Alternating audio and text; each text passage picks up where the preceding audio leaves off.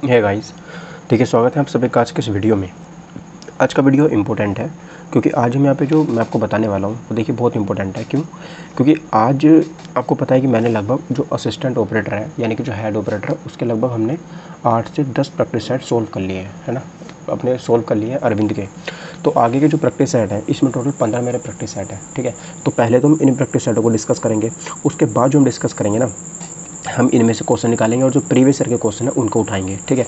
यानी कि हम इनको जो मेरा सेट है वो कंप्लीट करेंगे, क्योंकि हम सभी को पता है कि एग्ज़ाम अब कभी भी इसका नोटिफिकेशन आ सकता है कि इस डेट से आपका एग्ज़ाम होना तय हो गया है। तो हमें क्या चाहिए कि अपनी तैयारी को मजबूत करना है और बहुत अच्छे से उसको जल्दी जल्दी तैयारी फिनिश कर देनी है, ठीक है। तो ये मेरा अरविंद का प्रैक्टिस सेट है जो मेरे पास है। आप लोगों को अगर इसका प्रैक्टिस PDF चाहिए तो मैं आपको 49 रुपये में इसका PDF मात्र अवेलेबल करवा रहा हूँ, ठीक है। आप इसको परचेज़ कर सकते हैं। और अगर आप डेली वीडियो का PDF चाहते हैं, है ना, अदर कंटेंट चाहते हैं, किसी भी जॉब को नोटिफिकेशन चाहते हैं, तो हमारे चैनल जो है ज्ञान रिसर्च सेंटर, आप यहाँ पर जा करके जुड़ जाएंगे, ठीक है। तो ये टेलीग्राम चैनल है गाइस, इस पर आप जाइए और जुड़ जाइए, ठीक है। मेरा नाम से भी चैनल है भूपेंद्र सैनी, तो वहाँ पर भी जा करके हम इससे जुड़ सकते हैं, ठीक है। तो चलिए आज की वीडियो को शुरू करते हैं बिना देरी किए। तो वीडियो में क्या होगा, आज हम प्रैक्टिस सेट डिस्कस करेंगे, इंपॉर्टेंट प्रैक्टिस सेट होगा बहुत ज़्यादा, ठीक है। मेरा नाम से भी चैनल है, आप इसको यहाँ पे भी जा करके सर्च कर सकते हैं टेलीग्राम पे, भूपेंद्र सैनी SAINI, ठीक है। जाइए और इसको सर्च कर लीजिए। तो चलिए अपना प्रैक्टिस सेट स्टार्ट करते हैं। तो देखिए सबसे पहले मैं स्टार्ट करूँगा हिंदी से, है ना। आप सभी को पता है कि सबसे पहले मेरे पास जो आएगी वो हिंदी आएगी प्रैक्टिस सेट में, ठीक है। तो गाइस ये मैंने थोड़ा सा एक सिस्टम बनाया है, तो आप सभी इसमें ज़रा साथ देना, ठीक है। कैसे कैसे हम चीज़ों को करते हैं। देखिए सबसे पहले आप लोगों को हिंदी के बारे में डिस्कस करेंगे हम। ये मेरे पास क्या है, हिंदी हो जाएगी। तो हिंदी क्या है कि निम्नलिखित गद्यांश को ध्यानपूर्वक पढ़कर उसके नीचे दिए गए बहुविकल्प प्रश्नों में सही विकल्प का चयन करें। अब देखो आप लोगों को कम से कम 50 गद्यांश तैयार कर लेने हैं अपने। कितने गद्यांश? 50, क्योंकि गद्यांश तो आपके आने में बिल्कुल इंपॉर्टेंट है, क्योंकि ये गद्यांश आएगा ही आएगा, वेरी वेरी इंपॉर्टेंट है ये, ठीक है। तो आपको कम से कम 50 गद्यांश तैयार कर लेने, मैं आपको वीडियो में प्रोवाइड करवाता रहूँगा। जैसे इस वीडियो में पहला ही एक गद्यांश आ गया है, ठीक है। तो इसको हम यहाँ पे देख लेते हैं, इसमें गद्यांश में क्या कहा गया है। तो सबसे पहले बात कर लेते हैं। देखिए ये कह रहा है कि आधुनिक मानव समाज में एक और विज्ञान को भी चकित कर देने वाली उपलब्धियों से निरंतर सभ्यता का विकास हो रहा है, ठीक है। और तो दूसरी ओर मानव मूल्यों का ह्रास होने से समस्या उत्तरोत्तर गूढ़ होती जा रही है। अनेक सामाजिक और आर्थिक समस्याओं का शिकार आज का मनुष्य विवेक और ईमानदारी को त्याग कर भौतिक स्तर से ऊंचा उठने का प्रयत्न कर रहा है। वह सफलता पाने की लालसा में उचित और अनुचित की चिंता नहीं करता, उसे तो बस साध्य पाने की प्रबल इच्छा रहती है। ऐश्वर्य की प्राप्ति के लिए वह भयंकर अपराध करने में भी संकोच नहीं करता, ठीक है, ध्यान रखने का। ओके, उसके बाद देखिए यहाँ पे है कि वह इनके नित्य नए नए रूपों की खोज करने में अपनी बुद्धि का अपव्यय कर रहा है, मतलब खर्च कर रहा है, ठीक है। आज हमारे सामने यह प्रमुख समस्या है कि इस अपराध वृत्ति पर किस प्रकार रोक लगाई जाए। सदाचार, कर्तव्यपरायणता आदि नैतिक मूल्यों को तिलांजलि देकर समाज के सुख की कामना करना सपन मात्र है, मतलब एक सपने जैसा रह गया है अगर आप लोग सुख जो है उसकी कामना कर रहे हो तो। अब इससे देखो रिलेटेड क्वेश्चन क्या पूछे गए। तो सबसे पहला क्वेश्चन देखो आपके सामने ये है, क्वेश्चन है कि नैतिक मूल्य जो है वो क्या होते हैं, है ना। क्वेश्चन है कि नैतिक मूल्य क्या है। तो आपको मैं बता दूं कि नैतिक मूल्य जो होते हैं वो होते हैं सदाचार, कर्तव्यपरायणता और त्याग। इस पैराग्राफ के अनुसार तो नैतिक मूल्य यही है ना, क्या? सदाचार, कर्तव्यपरायणता और त्याग, ठीक है। देखो मैं इसमें दिखा भी दूंगा, जो इसमें यहाँ पे लिखा हुआ होगा कहीं ना कहीं आप इसमें जब खोजोगे ना नैतिक मूल्य नैतिक मूल्य नैतिक मूल्य, तो आपको आराम से मिल जाएगा, ठीक है। एक बार देखिए देख लेते हैं।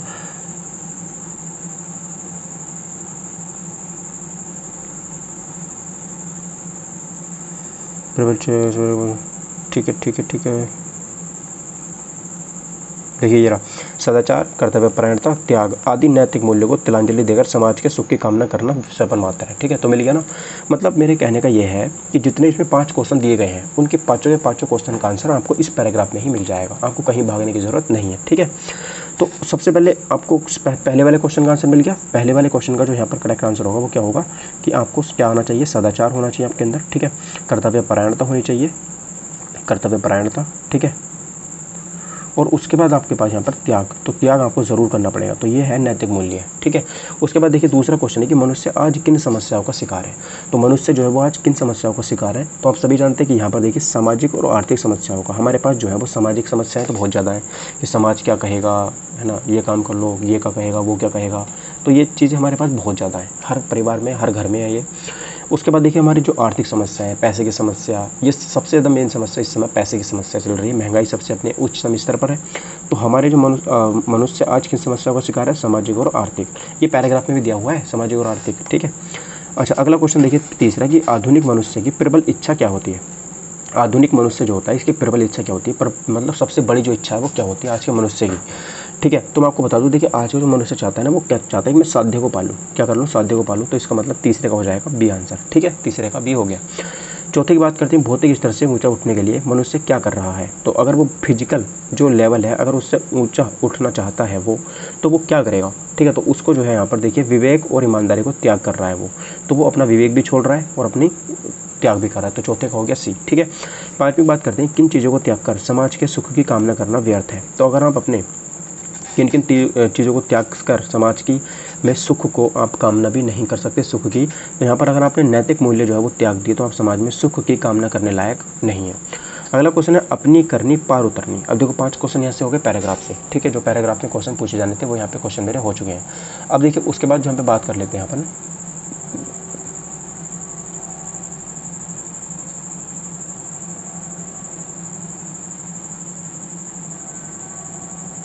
ठीक है। अब देखिए उसके बाद देखिए बात कर लेते हैं कि अपनी करनी पार उतरनी, इस लोकोक्ति का जो है वो अर्थ क्या होगा। ठीक है, इस लोकोक्ति का अर्थ क्या होगा। ठीक है, तो अपनी करनी पार उतरनी इसका मतलब होता है, क्या मतलब होता है इसके, अपने किए का फल भोगना। ठीक है, अपने किए का फल भोगना मतलब जैसा आप करोगे वैसा ही आप फल भोगोगे। तो 6 का क्या हो जाएगा यहाँ पे, डी हो जाएगा। ठीक है, छठे का डी हो गया। सातवीं बात करते हैं कि अधोलिखित में कौन सा शब्द तत्सम नहीं है। तो तत्सम की बात करते हैं, जो शब्द, ठीक है, जो शब्द संस्कृत से, ठीक है, जो शब्द क्या होता है कि संस्कृत से ज्यों का त्यों, ठीक है, क्या होते हैं, ज्यों का त्यों आते हैं। ठीक है, ज्यों का त्यों लिए जाते हैं, उन शब्दों को हम तत्सम शब्द कहते हैं। ठीक है, तो तत्सम शब्द समझिए आप लोग। तो यहाँ पर देखिए तस्कर, ध्यान, बोध और हाथ, तो इनमें कौन सा तत्सम शब्द जो है वो नहीं है। तो क्वेश्चन नंबर 7 का हो जाएगा यहाँ पर देखिए डी वाला, हाथ जो है ना यहाँ पे तत्सम नहीं है। क्योंकि हाथ को हम बोलते हैं हस्त, क्या बोलते हैं, हस्त बोलते हैं। ठीक है, तो हाथ जो हो गया ये तो मेरा एक तद्भव हो गया ना, क्या हो गया, ये तद्भव शब्द हो गया। तो याद रखिएगा यहाँ पर जो हाथ है तद्भव शब्द हो जाता है। 8वां क्वेश्चन है कि जिसकी भुजाएं घुटनों तक लंबी हो उसे बोलते हैं देखिए अजानुबाहु, क्या बोलते हैं उसको, अजानुबाहु बोलते हैं। तो यहाँ पर ये इस वाले क्वेश्चन का ये वाला आंसर अजानुबाहु। ठीक है, ये होगा ऑप्शन नंबर 8 का होगा ए। तो 7वें का डी हो गया और 8वें का ए हो गया। ठीक है, याद रखिएगा 8वें का कौन सा हो गया, ए हो गया। उसके बाद देखिए 9वें की बात करते हैं कि द्रग और जथ टूटम टूटत कुटुम जुरत चतुर्चित प्रीति और परत गठे दुर्जन ही है दई नई यह रीति। उक्त दोहे में प्रयुक्त अलंकार जो है वो कौन सा होगा। ठीक है, मतलब इसका मतलब पता है आपको क्या होगा कि अर्थात जहाँ पर कारण और कार्य में संगति का अभाव हो। ठीक है, मतलब कारण तो कुछ और हो और वहाँ पे कार्य कुछ और हो रहा हो, तो ऐसे जगह पे हम जो होता है, ठीक है, तो वहाँ पर जो अलंकार होता है ना वो होता है मेरा यहाँ पर असंगति अलंकार। ठीक है, तो 9वें का हो जाएगा बी वाला। ठीक है, 10वीं बात करते हैं कि नीचे दिए गए वाक्यों में कौन सा वाक्य त्रुटिहीन है, मतलब गलत वाक्य। 10वें में बात कर लेते हैं। देखिए तो 10वें क्वेश्चन की अगर मैं बात करूँगा तो कौन सा वाक्य यहाँ पर जो है वो त्रुटिहीन हो जाएगा। मेरे घर के पास एक पान की दुकान है। देखिए दुकान में बड़ों की मात्रा नहीं आती। मेरे घर के पास में एक पान की दुकान, ये भी गलत, पहला गलत, दूसरा गलत। मेरे घर के पास एक पानों की दुकान, ये भी गलत है क्योंकि यहाँ पर पानों जो है बहुवचन हो गया, ये नहीं हो सकता। उसके बाद मेरे घर के पास पान की एक दुकान है, ऑप्शन नंबर डी। 10 का क्या हो जाएगा, देखिए 10वें का हो जाएगा मेरा डी आंसर। ठीक है, क्या होगा, 10वें का डी हो गया।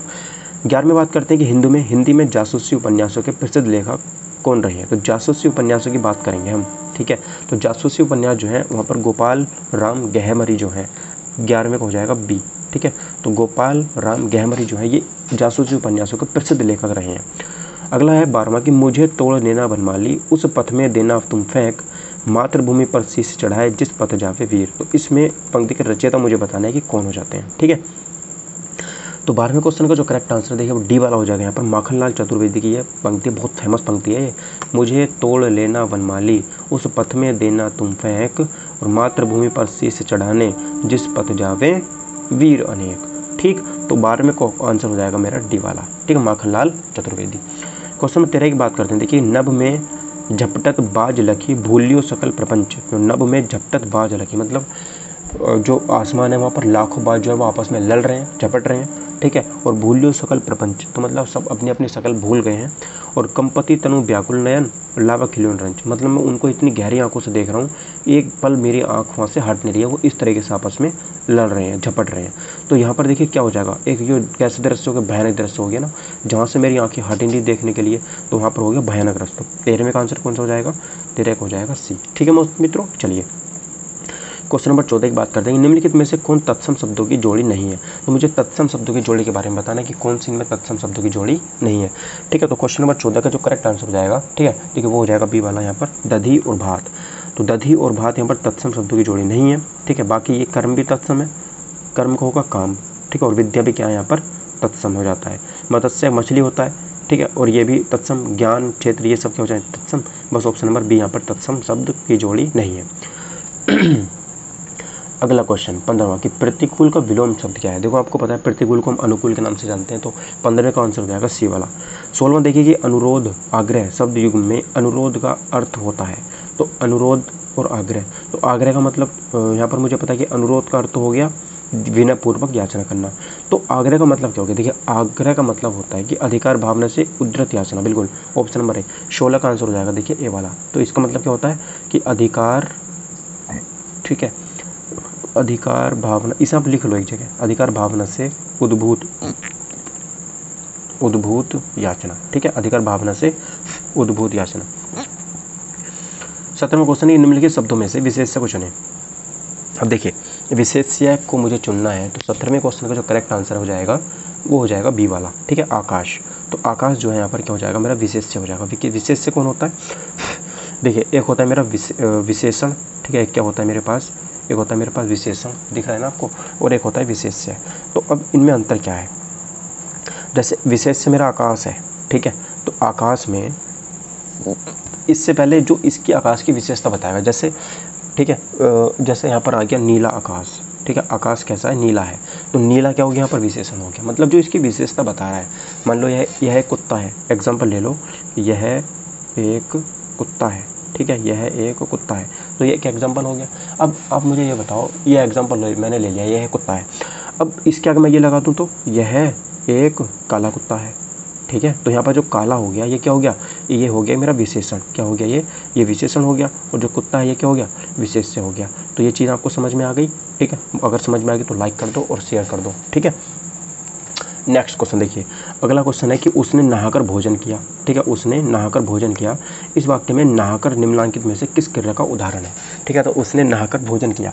अब मुझे बताएं नहाकर जो है वो किस क्रिया का उदाहरण हो जाता है?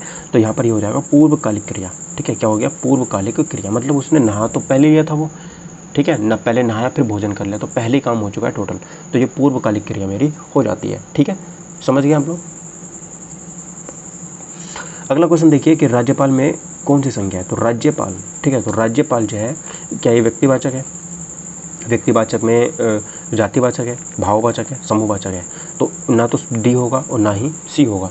तो 19 का जो होगा बी होगा, जातिवाचक होगा, व्यक्तिवाचक नहीं है, क्योंकि ये किसी का नाम नहीं है ना, ये जातिवाचक है। जितने भी राज्यपाल है सबकी जाति बता रहा है राज्यपाल, ठीक है, तो 19 का हो जाएगा बी।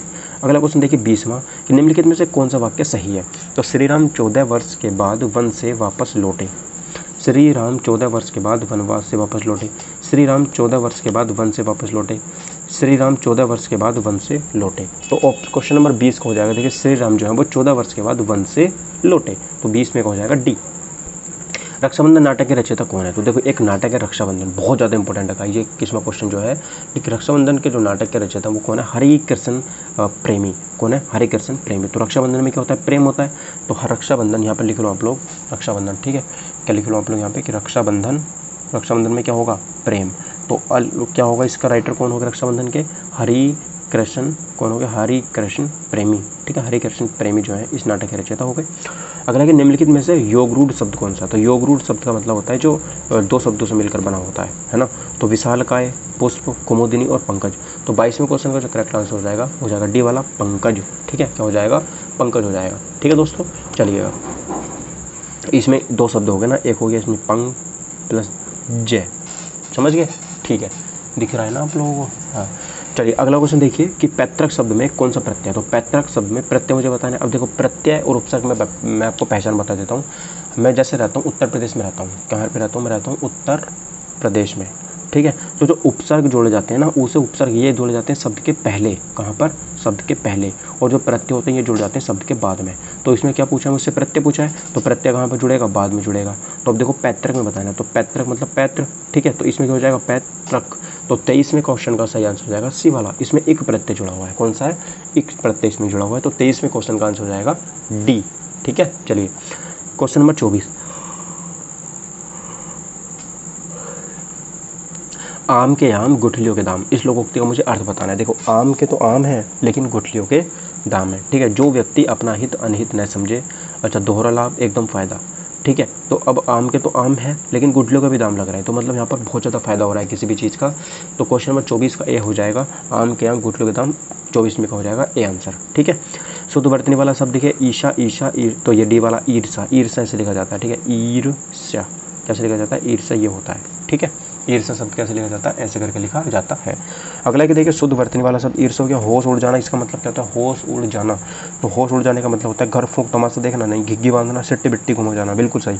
अगर किसी के होश उड़ गए, अगर किसी के होश उड़ गए तो उसकी सिट्टी बिट्टी गुल हो गई, तो 26 का हो जाएगा सी आंसर, ठीक है। क्या हो जाएगा, 26 का हो जाएगा कतई सही आंसर सी, ठीक। कतई सही आंसर कौन सा होगा, सी वाला हो जाएगा।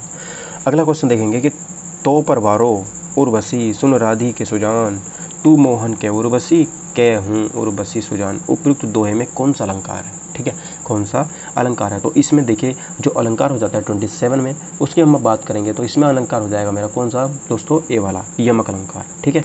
कौन सा हो जाएगा इसमें, यमक अलंकार मेरा हो जाता है। इसका मतलब आपको पता है यहाँ पर जो उर्वशी शब्द है ना, इसका 3 बार प्रयोग किया गया है, हर बार इसका जो मतलब है वो अलग अलग है। जैसे उर्वशी है तो एक आभूषण, उर्वशी मतलब, ठीक है, उर्वशी, तो उर्वशी पहली जगह जो है यहाँ पर एक आभूषण, इसका 3 मतलब होता है एक आभूषण, ठीक है। अगला देखिए हृदय में बसी, ठीक है, अगला दूसरा मतलब हो जाएगा हृदय में बसी, हृदय में बसी। अगला मतलब इसका हो जाएगा देखिए उर्वशी एक अप्सरा, क्या हो जाएगा, उर्वशी एक अप्सरा, उर्वशी एक अप्सरा, ठीक है। तो इसके 3 मतलब हो गए। तो अब इसलिए यहाँ पर कौन सा अलंकार हो जाएगा, यमक अलंकार यहाँ पे हो जाता है, ठीक। द्विज के अनेकार्थी शब्दों में निम्नलिखित में से कौन सा एक शब्द नहीं आता। तो द्विज के अनेकार्थी शब्दों में से कौन सा नहीं आता है, तो यहाँ पर याद रखिएगा विदेह जो है वो नहीं आता है, ऑप्शन नंबर डी। तो कौन सा नहीं आता, विदेह जो है वो नहीं आता है, ठीक है। अगला देखिए विच्छेद का संधि विच्छेद क्या होगा। देखो विच्छेद की बात करेंगे तो संधि विच्छेद में बताओ, विच्छेद का ही पूछ लिया इसने, इंपॉर्टेंट क्वेश्चन है कि नहीं, 29वां। तो विच्छेद का संधि विच्छेद पूछा इसने, तो 29 का हो जाएगा। देखिए यहाँ पर कोई विच्छेद का संधि विच्छेद होगा वी प्लस छेद, कौन सा होगा, वी प्लस छेद। तो 29वें क्वेश्चन का सही आंसर हो जाएगा यहाँ पे सी वाला, कौन सा, वी प्लस छेद, ठीक है, वी प्लस छेद। तो ये इसका क्या हो जाएगा, संधि विच्छेद हो जाएगा, याद रखिएगा। अगला क्वेश्चन देखिए मेरा नया बचपन, इस कविता जो है ये एक कविता जो है वो किसने लिखी है, ठीक है। मेरा नया बचपन ये कविता किसने लिखी है, तो सुमित्रा कुमारी चौहान ने, सुभद्रा कुमारी चौहान ने, माखनलाल चतुर्वेदी ने, रामधारी सिंह दिनकर ने। तो मेरा नया बचपन, तो मेरा नया बचपन ये वाली जो कविता है वो किसने लिखी है, ठीक है। तो क्वेश्चन नंबर 30 का जो करेक्ट आंसर होगा वो कौन सा होगा, क्वेश्चन नंबर 30 का करेक्ट आंसर, ठीक है, ये लिखिएगा सुभद्रा कुमारी चौहान ने, ठीक है। किसने लिखी, सुभद्रा कुमारी चौहान ने, मेरा नया बचपन। अगला देखिए छह ध्वनि का उच्चारण जो वो किस स्थान से होता है, तो छः, ठीक है, छः। तो मुंह से तेज हवा निकल रही है, छः, और जीभ दांतों पर टच हो रही है तो दंते तो इसमें आ गई, ठीक है। तो 31 का सही आंसर हो जाएगा सी वाला छः, ठीक है, छः। तो तालव्य इसका सही आंसर हो जाएगा 31 का सी। तो छह ध्वनि जो है वो तालव्य से निकलती है। अगला क्वेश्चन तालव्य वर्णों की जो संख्या वो कितनी है, तो तालव्य वर्णों की जो संख्या यहाँ पे हो जाती है देखिए वो हो जाती है कौन सी, डी 7, ठीक है। कौन सी कितनी हो जाती है, 32 में क्वेश्चन का सही आंसर हो जाएगा 7, ठीक है। अच्छा कौन कौन से देखिए च, छ, जय, झ, व, स और यह, मैं लिखवा देता हूँ आपको। देखिए च, एक तो च वर्ग पूरा, ठीक है, एक तो च वर्ग, च, छ, जय, झ, व, ये तो हो गए पूरे तालव्य से बोले जाते हैं, ठीक है। उसके बाद यहाँ पर एक आ जाता है मेरा बड़ा श, ये वाला श, और एक आ जाता है मेरा यहाँ पे कौन सा यह। तो ये जो है कितने 7 वर्ण जो वर्ण हैं ये तालव्य से बोले जाते हैं। राम लखन सीता सहित हृदय बसु सुरभूप, उपयुक्त पंक्ति में छंद का चयन कीजिए। तो 33 में क्वेश्चन का आंसर बताना है, ठीक है, 33 में का। तो इसमें छंद बताना है, राम लखन सीता सहित हृदय बसु सुरभूप, छंद मुझे बताना है। तो 33 में क्वेश्चन का जो सही आंसर है दोहा छंद हो जाएगा। इसमें कौन सा दोहा, ये दोहा ही तो है एक। मूर्धन्य व्यंजन कितने होते हैं, मूर्धन्य व्यंजन 34 में का ये होते हैं गाइस, देखिए 4, ठीक है। कौन से होते हैं, 4। तो 4 कौन से होते हैं, ट, ठ, ड और ढ, ठीक है। ये 4 व्यंजन होते हैं जो मूर्धन्य कहलाते हैं, यानी कि ऑप्शन नंबर बी, 34 का बी। 35 है कि माटी की मूर्तें नामक रेखाचित्र किसने लिखा। तो माटी की जो मूर्तें, ठीक है, ये किसने लिखा है, तो ये लिखा है देखिए आज रामवृक्ष बेनीपुरी ने। किसने, रामवृक्ष बेनीपुरी, माटी की मूर्तें, ठीक है। तो रामवृक्ष बेनीपुरी ने लिखा है। अगला देखिए वेरी इंपॉर्टेंट, आवारा मसीहा जीवनी में किसका जीवन चरित्र है। अगला क्वेश्चन बहुत बढ़िया गाइस। आवारा मसीहा बांग्ला साहित्यकार थे और ये लिखा है शरद चंद्र चट्टोपाध्याय। ठीक है, ऑप्शन नंबर बी, तो 36 का बी हो जाएगा। याद रखिएगा कौन सा है, आवारा मसीहा। तो आवारा मसीहा किसने लिखा है, ये शरद चंद्र चट्टोपाध्याय ने लिखा है। अगला क्वेश्चन देखिए कि दिए गए वाक्यांशों में से त्रुटिपूर्ण भाग का चयन करें, यदि त्रुटि न हो तो विकल्प को चुनें। सच्चा वीर वह है जो कभी युद्ध से पीठ दिखाकर दौड़ा नहीं जाता, बल्कि शत्रु का डटकर सामना करता है। दौड़ा जाता है, यहाँ पर ये नहीं होता पीठ दिखाकर नहीं दौड़ता, है ना, पीठ दिखाकर नहीं दौड़ता, मुझे तो यहीं पे लग रही है यार। तो 37 में बी में त्रुटि हो जाती है। इस वाक्य में होगा सच्चा वीर वह है जो कभी युद्ध में पीठ नहीं दिखाता। ठीक है, पीठ नहीं दिखाता, तो बी में गलती है, बी ऑप्शन सही हो जाएगा, ऑप्शन नंबर बी। समझे कि नहीं समझे? समझे। अगला देखिए 38वां, यह काम मैं आप कर लूँगा। इस पंक्ति में आप क्या है, तो मैं आप कर लूँगा मतलब खुद कर लूँगा, तो निश्चय हो गया है, निजवाचक हो गया ना ये। तो 38वें का सही हो जाएगा, देखिए निजवाचक, मैं खुद कर लूँगा इस काम को, तो ऑप्शन नंबर बी। छंदों के अंगों के आधार पर गण किसे कहते हैं, तो गण जो है वो किसे कहते हैं, ये मुझसे पूछा है। तो अगर छंदों के अंगों के आधार पर बात करेंगे तो कुछ गण होते हैं। ठीक है, देखिए कौन कौन से होते हैं, एक होता है यगण, एक होता है मगण, एक होता है तगण, एक होता है रगण, एक होता है जगण, एक होता है भगण, एक होता है नगण, एक होता है सगण। ठीक है, तो यहाँ पर आप लोग याद रखिएगा जो 39 में हो जाएगा। ठीक है, 39 में का करेक्ट आंसर जो हो जाएगा ये होते हैं 3 वर्णों के समूह को, हम छंदों 3 वर्णों के समूह को। ठीक है, अगला देखिए जहाँ न पहुँचे रवि वहाँ पहुँचे कवि, इस लोकोक्ति का क्या अर्थ होगा। तो 40वां क्वेश्चन मैं आप लोगों को देता हूँ, आप लोग इस क्वेश्चन को मुझे आंसर करके ज़रूर कमेंट बॉक्स में बताइएगा। मैं आप लोगों को कमेंट जो है वो जो आंसर करेगा वो आप लोग कल के टेस्ट पेपर में आपको दिखाऊंगा, कमेंट बॉक्स में पिन कर दूंगा। ठीक है, तो आप लोगों को 40वें क्वेश्चन का आंसर बताना है, जहाँ न पहुँचे रवि वहाँ पहुँचे कवि। ठीक है, चलिए मिलते हैं अगले वीडियो में। Thank you for watching my video, take care, bye bye, जय हिंद।